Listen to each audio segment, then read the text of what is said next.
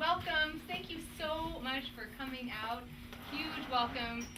Thanks for hosting tonight. This is very special. And thanks to my friend Carmen. Where is she? Carmen's the one who lives as a local here and helped connect me with Karen and this bookstore. So thank you so much. It's an honor to be here. I am flying. I flew in today and headed to the Katie Couric show tomorrow, which I think you all saw on the invitation, but I do want to alert you that it's not airing tomorrow.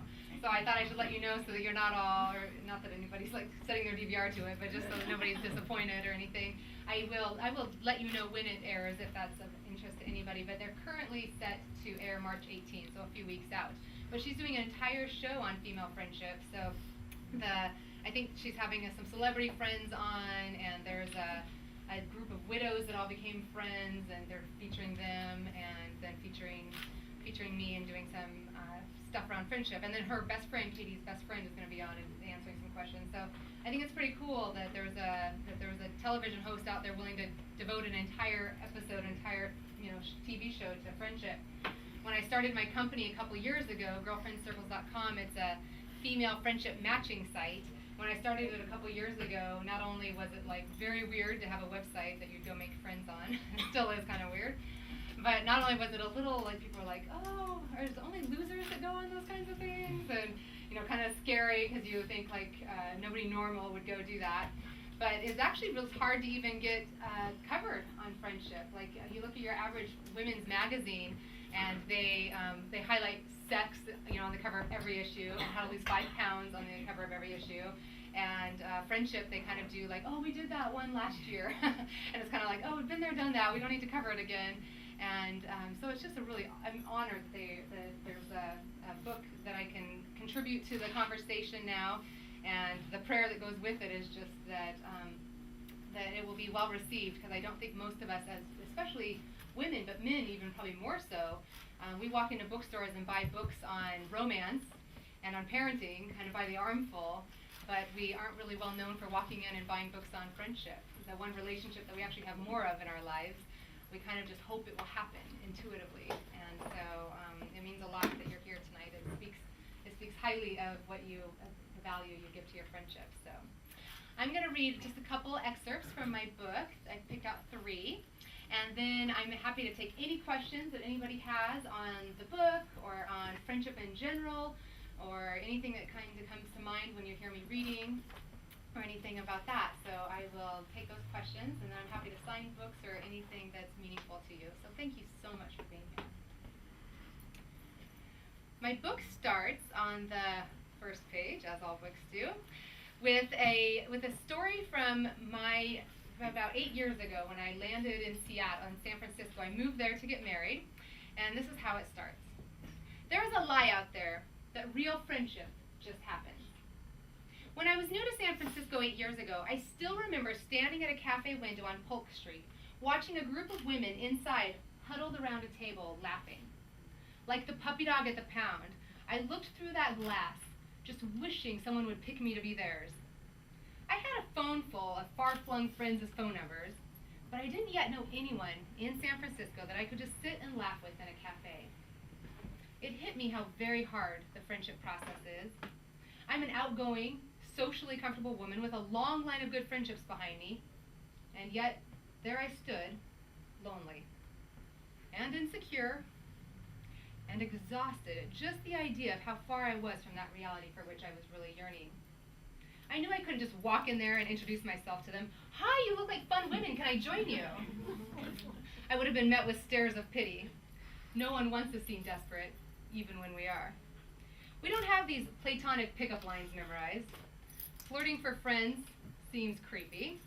Asking for her phone number like we're going to call her up on some Saturday night friend date is just still kind of plain weird. All the batting of my eyelashes I learned in high school wasn't going to send the right signals. I wanted to give them my friendship resume, my vast references from past friends who would vouch for me and say, yes, you would be lucky to call her your friend. But it doesn't work that way. And so I turned away from the scene of laughter and walked away. No. Unfortunately, friendships don't just happen. How many of you have had that feeling? Yeah. That feeling where you're like, I know I'm a good person, and I know I'm a good friend, and I have good friends, but in this time of my life, in this location, at this stage, I would give anything to have a few more meaningful friendships. Most of us aren't craving just knowing more people. And that's kind of one of the tricks, isn't it? Because there's a lot of things that can help you. It can introduce people, and you're networking, and you're at things. But it's actually like what we're craving is those friendships that we've had that are really comfortable and familiar. And we compare every friend date or meeting with that friend that we've known for a long time, and it's kind of empty for a little while and very hard to step into. So in my book, the second chapter, I highlight 5 different types of friends. And this continuum has been really helpful. I teach a lot of workshops using this because I've noticed that for a lot of us, when we start saying, oh, I need some more friends, or I need friends, or I wish I had friends, we immediately talk ourselves out of it because we say, oh, that's crazy. I mean, I know I could pick up the phone and call so-and-so and she would like be there for me, you know? And we go, oh, I'm a friend from college. I mean, we're still connected, and we kind of start defending the fact that we have a few friends, and to try to feel better about not feeling like, why do I need friends? I've got some friends. And so I highlight 5 different types of friends because it's really helpful for us to realize that some of those friends might fit one circle of what we think we need, but it could still reveal that there's 1 or 2 other circles that we actually are craving in our lives. And so when you can actually start kind of evaluating your friendships, when I teach workshops, the most common response women have is like, oh, I wish somebody had taught me this when I was young, where I actually felt like I was aware of the friendships that I need and the friendships that I want. Did you know that every 7 years, on average, men and women alike, we're losing half of our closest friends. Every 7 years, half of our closest friends. Does that seem faster than you would guess? Yeah. I thought so too. I was pretty shocked by that. But you think about if you were getting married today, and you were picking 6 bridesmaids. So think of the 6 closest people you would invite right now. If you were to say, these are the 6 women I want at my birthday party, or standing up with me at my wedding, who would those 6 people be? And chances are that 7 years ago, you probably didn't even know 2 or 3 of those women. Or if you knew them, they probably wouldn't have been in your closest circle yet. And chances are that if you were to do the same game 7 years from now, 2 or 3 of the people that you would pick right now, you probably wouldn't be that close to, and there'd be 2 different people you would choose in there. 2 or 3 different people. So our lives do have a revolving door when it comes to our friendships, and that's very normal. So there's going to be some friends that kind of are those lifetime friends, but only 1 out of every 12. Researchers, when they follow all of us and do all this research, about 1 out of every 12 friends that you make will be the ones that kind of stick with you. So that's quite a few friends that we're making for a certain season, or for a certain time, or for a certain stage, or for a certain city, or at a certain job, or when our kids are in the same preschool, or whatever. And it just goes to show, though, that our lives change, and we often need to be recognizing our different types of friends and which ones we want. So the whole first third of my book is about identifying the types of friends, understanding what they are, knowing where your hunger is right now, which types of friends you need right now. And then the second part of my book highlights the 5 different steps to building a friendship. So it starts with how to make friends, kind of meeting people, and then it leads you through the 5 steps to actually foster them into something more meaningful than just simply a whole bunch of people we know. So the step 1 is be open. And I want to read the second excerpt from this chapter. This is chapter 5. And it says, if there's a first step to making friends, it is being open to possibilities beyond what we can see with our limited judgments. It's recognizing that we're making judgments about someone without yet loving them, forgetting that it is love in the end with all of our other friends that makes the difference. For when it comes to finding friends, few of us have so much love in our lives that we need to reject possibilities just because they don't fill that one opening we think we need. Like those who live with sleep deprivation and think it's normal, not knowing what being well-rested feels like, I think the vast majority of us are actually largely disconnected and could probably benefit from adding more love in our lives from an array of people. I invite you to cast your net wider, not narrower. Don't doubt someone's potential just because you don't instantly see it. In fact, hard data tell us that it doesn't matter which particular parts of our lives are in common or similar to those friends, only that we end up finding some similarities. The Brofman brothers, who co-wrote the book Click, share research that reveals that people bond more deeply over the quantity, the number of things we have in common, rather than the quality what those actual commonalities are. So the number of having a few similarities outweighs whatever we think this big similarity is that we need to have. They wrote, and I quote, "Sharing a strong dislike of fast food, for example, was just as powerful a predictor of attraction in all of their studies as two people who favored the same political party."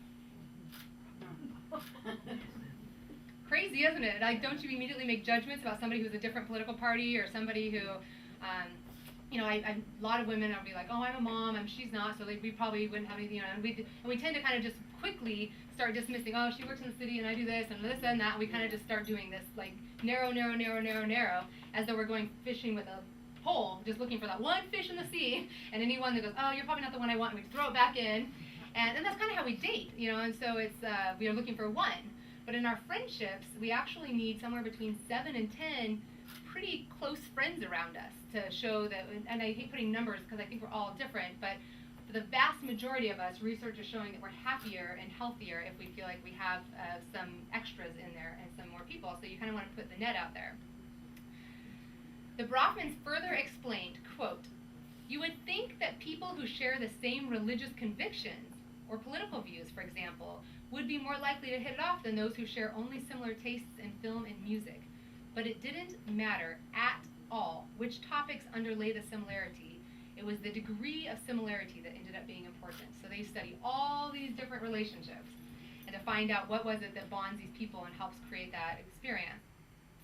Although we would never limit our circle of friends to only people who share our name or our birth date, I would have no friends if I did that, we might be limiting ourselves in a similar way if we insist that we both have to be single or from the same ethnic group. If we confine our search for friends to those whose lives mirror ours, we may not take the time to be more curious with each other, which could result in not discovering that we both worked at a summer camp in college, or both traveled to Zambia, or were both at the same Madonna concert tour in the 1980s, all of which could prove more bonding in the long run than finding another woman at the same life stage as we are. We're shooting ourselves in the friendship foot to fall for the myth that we know this one thing that that person needs to possess or be in order to bond with us. Did you know that before?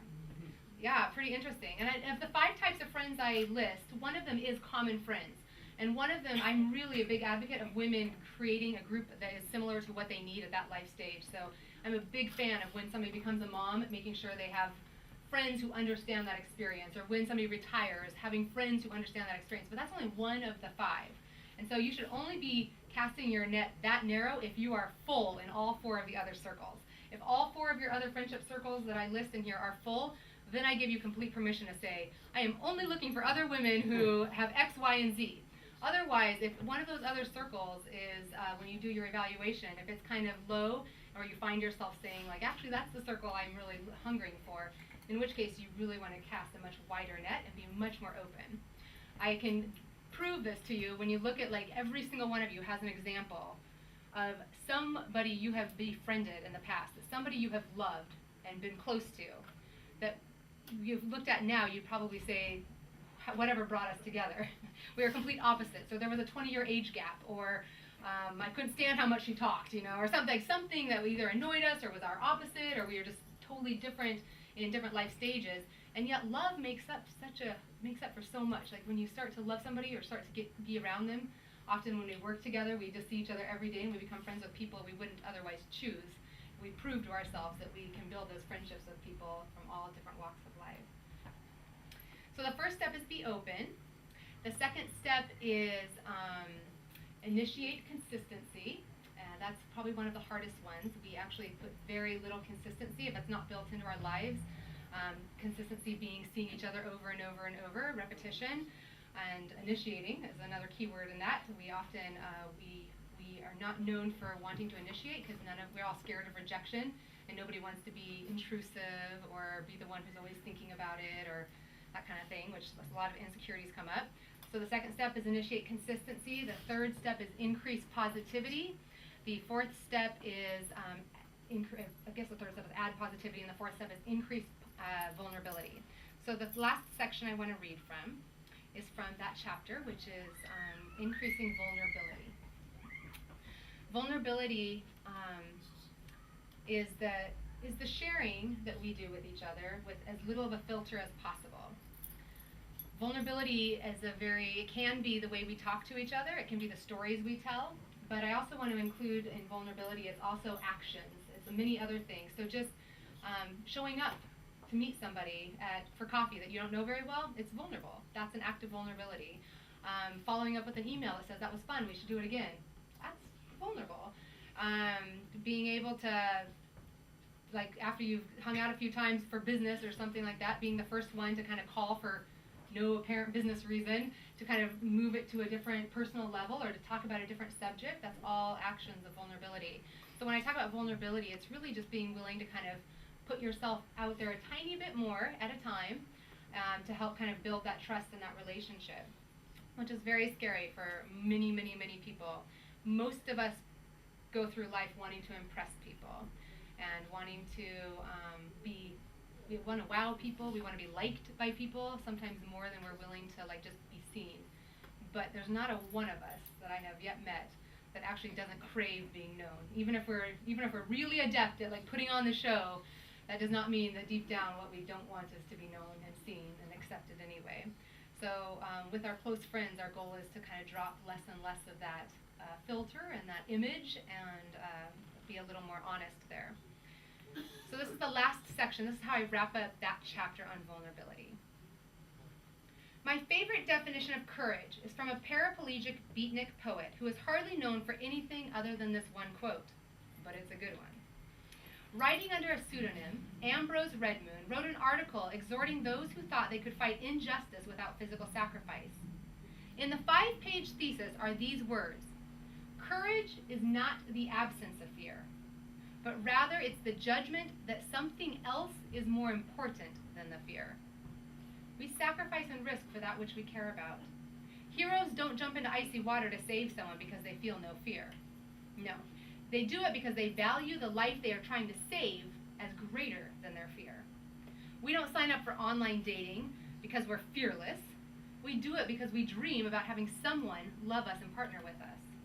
We don't get pregnant because we finally erase every doubt about labor and child rearing.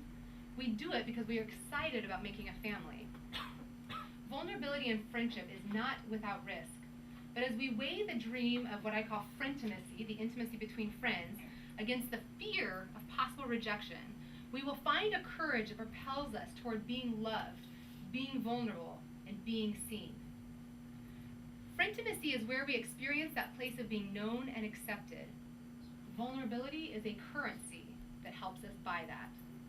Every relationship has a price tag, but we don't need to fear the cost if we value the purchase that we're making. In the opening chapter, I talked about how important it is to admit that we want and need friends, for it's only in feeding that dream that we can starve the fears we have around it. We have to see the potential and decide it's worth the fear. We have to take that risk of being vulnerable enough to put ourselves out there physically and emotionally, because while we don't want to be hurt, we do want to be loved. When Greg, my current husband, stated his vows to me on our wedding day, he quoted a few lines from Billy Joel's song, And So It Goes. The lyrics speak to how little we can sometimes say and still feel too exposed, but that the far greater loss would be to lose someone because of our inability to let them in. His voice cracked that day as he said these words, knowing the pain that was possible and the hope that he desired, when he quoted, "So I would choose to be with you. That's if the choice were mine to make. But you can make decisions too, and you can have this heart to break." It's nearly impossible to become an adult and not have been disappointed or hurt by the actions of others. We've all had friendships that hurt us and disappointed. And the reverse is just as true. Though we don't like to think about having hurt others, we are not always aware of what expectations we haven't lived up to. But we are human after all. We know mistakes and pain and fear. Vulnerability means we know that cost, and we choose that relationship anyway. We choose the dream of frientimacy, which is really another way of saying we know and admit that we want to be seen by others and that we're willing to be. So that's the fourth step, is increasing vulnerability. And the fifth step, which I think is really, really important and one that I get interviewed on a lot, and I'm really a big believer of it, as tough as it is practice forgiveness. There's a lot of words going on around here, around about toxic friends. We are very, I saw, I think Today's Show, Today.com and Health Magazine last summer did a survey together and asked women, a couple thousand women, how many of them felt like they have a toxic friend. And 86% of women say that they have a toxic friend, which is means we all are friends with the same 14% of total total losers, or it means that all of us who are pointing a finger at somebody else, there's somebody pointing and saying that about us. And so the numbers where it's very, very quick and easy for all of us to be any personality flaw or any selfishness or any quality that we see as kind of annoying, we're very quick to say, well, I don't need that in my life, I'm too healthy. Just dismiss everybody who's not good enough for me. And there's a lot of culture right now going around encouraging people to only hang out with the people who are really positive, encouraging, and healthy, and da-da-da-da-da. And so I sit on panels, and I know I hear the other side, and it is not to say that I don't think that there are some toxic people, and that doesn't mean that there doesn't need to be boundaries. But I do not think that everybody is toxic, and I do think that, I mean, most of us, there's times in our marriages, the person we love the most and chose, we would call them toxic by the definitions of what, it's whoever we get mad at and don't like what they're doing right now. We are using these words and dismissing relationships and people. So I'll get off my soapbox, but that whole chapter is on practicing forgiveness and how that means letting people be who they are and learning to show up in that space. And the only way you can get to frientimacy is practicing that with at least a few people. There's many people now who we just are being very friendly and getting close and building social circles, and then when it starts getting uncomfortable or we find out they're not as fun and perfect as we want them to be, we just kind of dismiss them and keep starting the process over. So we just keep going to very shallow relationships over and over and over, never getting to actually what we're craving, which is over here, which means we have to go through forgiveness with at least a few people if that's where you want to be. So I will hit you over the head in that chapter with that. And then the last third of the book is on the 5 friendship threats and how to respond to them and how to put your own plan together for increasing the meaningful relationships in all of our lives. So that's kind of the overview of my book and a few of the excerpts, and I'm happy to answer any questions you might have about friendship in general or about the book or girlfriend circles or anything you want. Oh, finally, yes. Do you find that you were talking about looking through the window, and I think for me it's like the Sex and the City quartet of women. Is that what most women have when they have friendships? Because I know I have friends here, I have one friend here, one friend there, a friend I can do something with, but I have yet to find like the full fearless foursome. Yes. Very few people actually have that by research standards. They actually say that right now our 2 closest friends only have a 50% probability of knowing each other.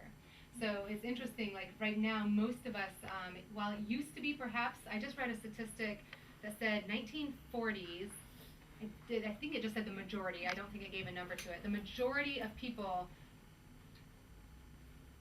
died within 12 miles of where they were born. Like, so our lives were pretty contained, and I think that could have happened more easily. But nowadays we are, even if we're not moving to different states, we're moving around quite a bit, going through life stages at very different times, and making friends in so many different places that I think that becomes a little less common.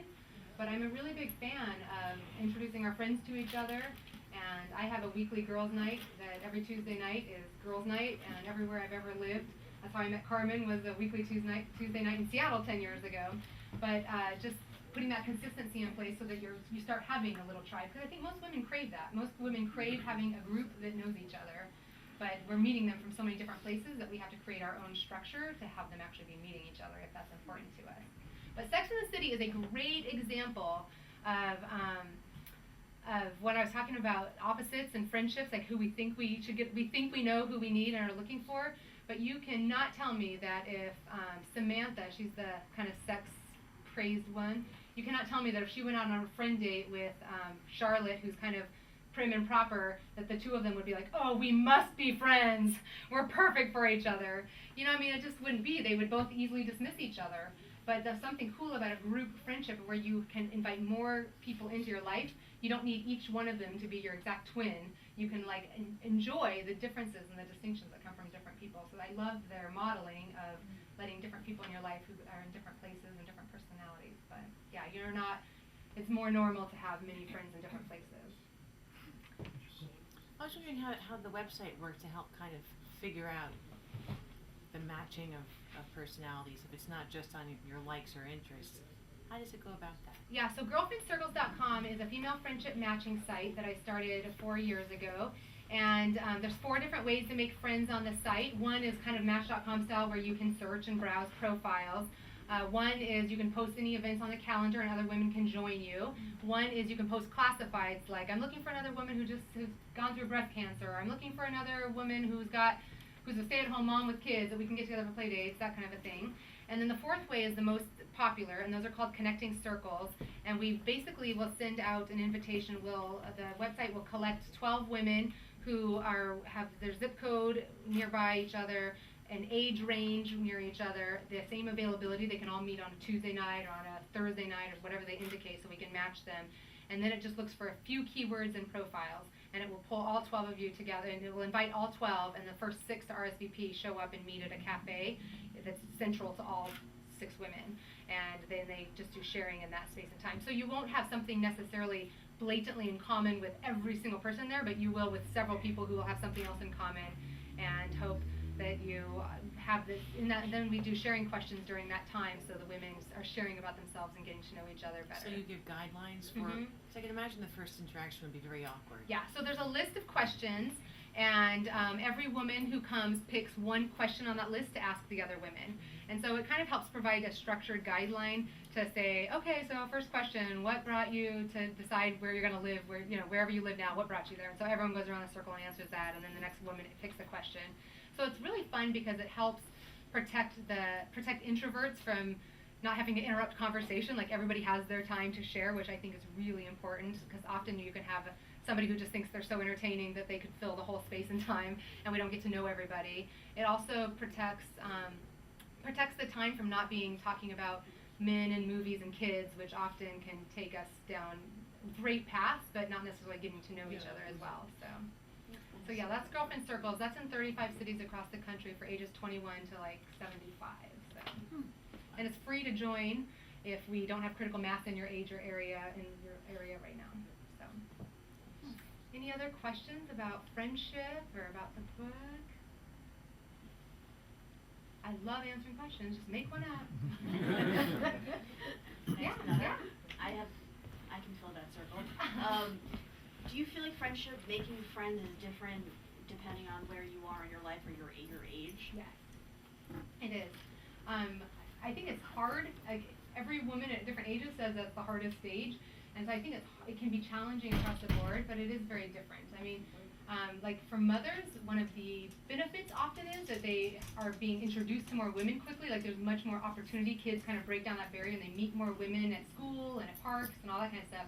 The downside of that stage is, of course, harder to find the time and harder to have longer conversations where you're not being interrupted by kids. A lot of women over the age of 50, very hard time. They move to go be close to their grandkids or aging parents, and they move and have a hard time realizing they don't have a social circle where they are, and much more set in their ways. And yet, it's amazing. Every single life stage has with it the benefits and the challenges, I think. And I think if we just all knew, if it became more normal to recognize that every 7 years it's normal that I need to be making friends and inviting women into my life, it really helps you take away the stigma of the fear of is there something wrong with me, or why can't I make every friendship work, or kind of beating ourselves up or feeling embarrassed or shame about it, because it's normal. It's normal to need to keep inviting women in, and it's worth it. It's so worth it. My whole first chapter, I hope I make that very clear, but there is nothing that is scoring as more important to our longevity than exercise and friendship. I mean, every study that's coming out lately is just putting friendship right up there with exercise. Like this whole study of women with breast cancer, they looked at every factor of which ones determined how women survived that diagnosis. And more than whether they were married, more than what their income level was, more than whether they ate organic, more than if they exercised, more than if they smoked, was if they had a close circle of friends during that time. So, I mean, that's pretty staggering. This isn't just some nice to have, it'd be great if I had friends. This is as important as, instead of I should go to the gym tonight, I need to go to girls' night tonight, And so really putting that in our consciousness, I think, is really important. So, happy to take one more question. What Yeah. can men learn from this? Yes. And will you be coming out with a book for men? You know, I've had so many people ask me that I'm almost starting to think I might, but I was hesitant because I sit there and go, I'm not sure I have like the credibility. Do men want to read a book by a woman? But I did a radio panel a month or so ago, and that almost every caller called in and was men asking questions. I feel that most of the principles in my book are crossover for men. What I think makes it even harder for women is I talk in that opening page about how women, we lack protocol for knowing how to like go hit on each other for platonic friendships. You know, like we don't have protocol for acceptable me just asking you out and us getting to know each other. Like in dating and romance, we have like protocol and acceptable things and kind of like cultural acceptance around behaviors. We don't have that as much with women, even less so with men. Like I think we live in a culture that men are craving it I think that more men are expressing desires for deeper, meaningful friendships, and I think we have actually set up a culture that I think is harder for men to actually know how to establish that without being misunderstood. So I have a huge heart for men engaging in this process. Now you know what you're going to be doing. That you were quoted in, and it was. Yeah, it was a man. Wasn't he like in his late 30s or early 40s? And he admitted in the New York Times article, like, I remember the title of it. Yeah, I don't remember.